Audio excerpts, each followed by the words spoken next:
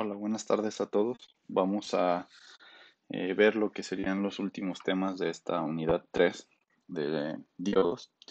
Y ahora vamos a ver la aplicación de diodos como circuitos limitadores o de fijación de amplitud. En sí, esta función va a estar dada por la relación que podemos observar en esta gráfica. Si observan, pues tenemos una pendiente, ¿ok? Una línea recta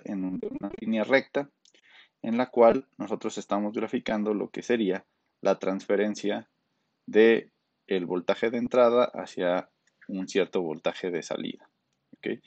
Y entonces esta pendiente de la recta que tienen que ver con un parámetro de ganancia K, pues nos va a dar esa fijación de la amplitud o la relación que hay de amplitud entre esas dos señales, ¿no?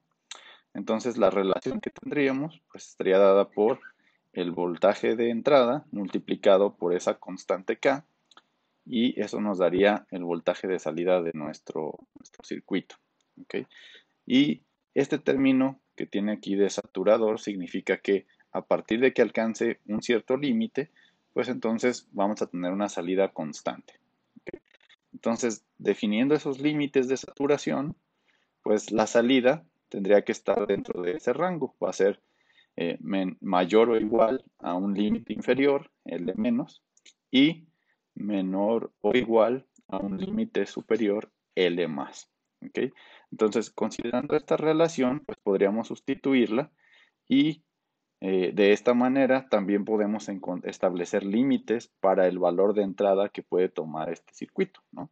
Entonces, finalmente tendríamos que el voltaje de entrada pues estaría limitado a esta relación, que es la relación de los límites de saturación de la salida entre el parámetro de ganancia que nos determina la pendiente de esta recta.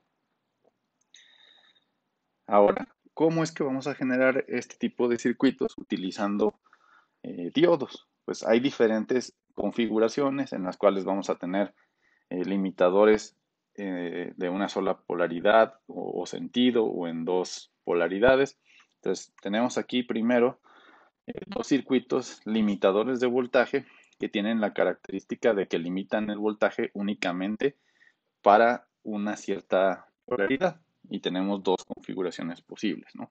La primera sería un circuito simple en donde tenemos en serie una resistencia con un capacitor, ¿ok?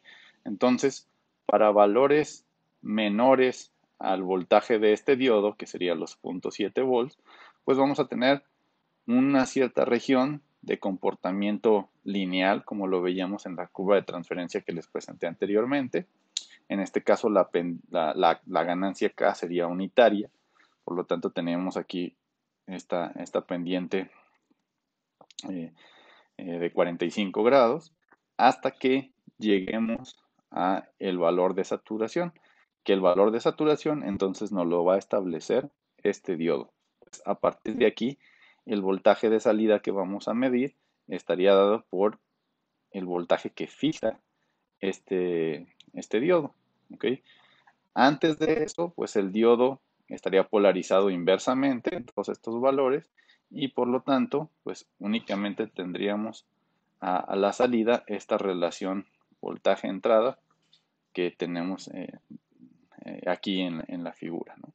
Y el circuito contrario, pues sería cuando cambiamos la conexión o polarización del diodo, intercambiamos las terminales y por lo tanto ahora limitaría el voltaje en el otro sentido, cuando tenemos polaridad de la señal de entrada negativa, ¿ok?